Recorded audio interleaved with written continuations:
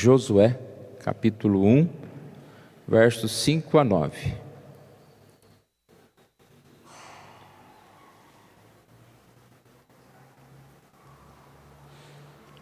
Eu vou ler, os irmãos queiram acompanhar em suas Bíblias.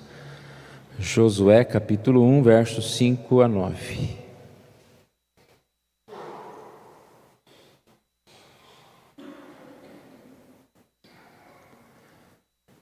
Ninguém te poderá resistir todos os dias da tua vida. Como fui com Moisés, assim serei contigo. Não te deixarei, nem te desampararei. Sê forte e corajoso, porque tu farás este povo herdar a terra que, sob juramento, prometi dar a seus pais. Então, somente sê forte e muito corajoso, para teres o cuidado de fazer segundo toda a lei que meu servo Moisés te ordenou. Dela não te desvie nem para a direita, nem para a esquerda, para que sejas bem-sucedido por onde quer que andares. Não cesses de falar deste livro da lei, antes medita nele dia e noite, para que tenhas cuidado de fazer segundo tudo quanto nele está escrito. Então farás prosperar o teu caminho e serás bem-sucedido. Não te mandei eu? Sê forte e corajoso. Não temas nem te espantes, porque o Senhor teu Deus é contigo por onde quer que andares.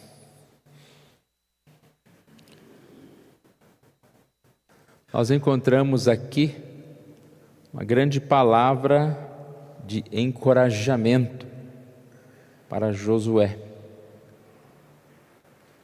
Que ele diz: tu farás este povo herdar a terra. Pode parecer uma notícia um pouco assustadora, né? Alguém chegar, não, você vai ser o responsável por fazer esse povo herdar a terra. E olha que não era qualquer povo, era um povo complicado, um povo difícil. Você vai fazer esse povo herdar a terra. Depois a gente vê mais uma palavra que também, em certo sentido, pode parecer assustadora, quando diz: ser forte e corajoso, não temas nem te espantes. Você falar para alguém, seja forte, corajoso, de certa forma, como disse, pode ser desmotivador. Tem gente que a gente fala assim, parece que está fazendo corpo mole, parece que essa pessoa é preguiçosa, acorda, levanta, seja forte. É um insulto, né, você falar isso de uma pessoa. Seja forte, porque você está subentendendo que teoricamente, ela é fraca. Mas o texto que nós lemos desde o início, não é uma palavra solta apenas, Deus falando, você vai ter que fazer esse povo herdar a terra, você deve ser forte, você deve ser corajoso.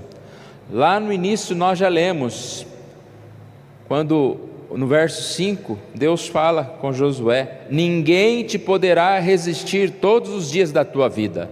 Opa, aí já começa a ser mais animador, né? Por que ninguém poderá resistir?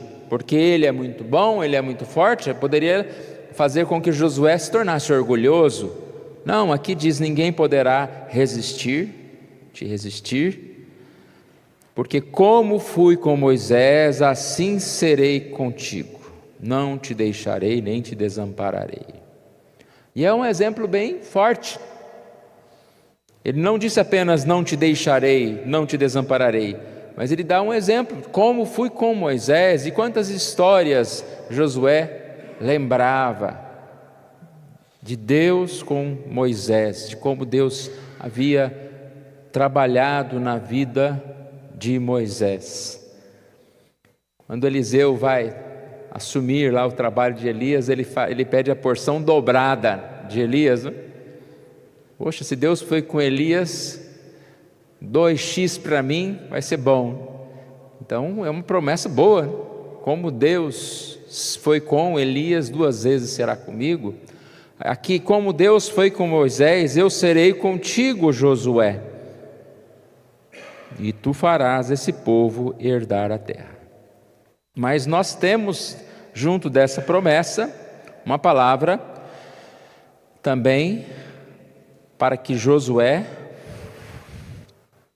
fosse uma pessoa de atitude, seja forte e corajoso. Não seja alguém medroso, não seja alguém que não tem atitude, seja forte e corajoso. Na vida nós somos chamados à atitude. Na sequência ele diz: não te desvies nem para a direita nem para a esquerda, para que sejas bem-sucedido. Ele diz que Josué deveria falar, não cesses de falar deste livro da lei, mas não só falar, antes medita dia e noite. E a meditação não é apenas um estudo. Quando nós meditamos sobre um assunto, nós estamos aplicando este assunto à nossa vida, estamos desenvolvendo na nossa mente algo prático a respeito daquilo que nós estudamos. Então medite nela e tenhas cuidado de fazer segundo tudo quanto nele está escrito. E mais uma vez Deus fala com Josué: não te mandei eu? Olha aqui, é uma ordem. Às vezes nós esquecemos que o trabalho do Senhor não é simplesmente uma possibilidade, é uma escolha nossa, mas é um mandamento do Senhor. Seja forte, não te espantes, Deus é contigo por onde quer que andares. Eu ia falar Spurgeon, A.W. Tozer, falando sobre esse assunto, ele fala que uma fé genuína, onde quer que a fé seja genuína, onde quer que tenha provado ser real, invariavelmente ela trará consigo um senso da presença de Deus. Nós estamos falando que Deus está presente e por isso nós podemos realizar a obra dele. Nós devemos ser fortes, devemos ter coragem, porque Deus está conosco. E às vezes nós podemos ter dificuldades de sentir essa presença do Senhor, mas essa dificuldade é uma dificuldade que não cabe a nós, como pessoas que conhecem Jesus. Por isso que ele está falando: você tem fé? Fé genuína? Uma fé genuína, ela vai subentender que você tem esse senso da presença de Deus. Fé é confiança, fé é essa certeza de que Deus está conosco. Então, se nós não cremos, se nós não estamos vendo Deus nos ajudando, se no lugar de sermos fortes estamos amedrontados, tem nos faltado a fé, tem nos faltado essa presença do Senhor, esse reconhecimento que Deus está presente. A presença de alguém, ela manifesta quando nós olhamos, enxergamos. Podemos dizer quem está presente aqui hoje, fazer uma chamada, mas nós não enxergamos Deus, nós sentimos Deus, nós sabemos da presença dEle pela nossa fé. Então, mesmo não vendo, por isso que a fé é essa certeza daquilo que não se vê, mesmo não vendo, nós sabemos que Deus está presente e por isso nós somos fortalecidos. Aquela antiga canção que dizia: Deus está aqui, tão certo como o ar que eu respiro, tão certo como a manhã que se levanta, tão certo como eu falo e podes me ouvir. Essa certeza nós devemos ter. Deus está aqui. Se não tivesse Deus, nada se sustentaria. Às vezes nós olhamos para o mundo e percebemos como o mundo está de cabeça para baixo. Às vezes nós olhamos até mesmo as igrejas e percebemos como as pessoas estão muitas vezes mais religiosas do que realmente pessoas vivendo a fé. Mas se Deus não tivesse no controle, poderia ser tudo muito pior, um desastre total. Deus ainda controla todas as coisas, Deus ainda está aqui. Nessa passagem desse texto de Tozer, ele continua dizendo que nada pode ocupar o lugar do toque de Deus na alma e o senso de que alguém está lá, ou seja, o senso dessa presença de Deus. Nada pode ocupar, não medo, não outro pensamento. O que deve ocupar a nossa mente é esse senso da presença de Deus. E mais uma vez ele continua repetindo sobre a fé. A fé real, de fato, traz tal compreensão, pois a fé genuína jamais é o resultado do emprego da razão sob textos. A fé traz essa compreensão da presença de Deus, mais do que uma visão, mais do que um texto, uma informação. Nós não cremos em Deus por uma informação, pela mera informação. Nós cremos em Deus porque nós sentimos, porque nós conhecemos. A fé verdadeira está no conhecimento de Deus. Está. Isso é o que nós podemos crer cada dia. Por isso nós podemos ler: eu serei contigo por onde quer que andares, não te deixarei, não te deixarei. Como nós podemos reconhecer essa presença de Deus? Aquela pergunta, né? Como eu sei o que é a vontade de Deus? Como eu sei que é Ele que está falando? Isso é cultivado pela intimidade. Corrie ten Boom, falando sobre essa pergunta, como podemos reconhecer a voz de Deus, ela disse: como você reconhece a voz das pessoas que lhe são queridas?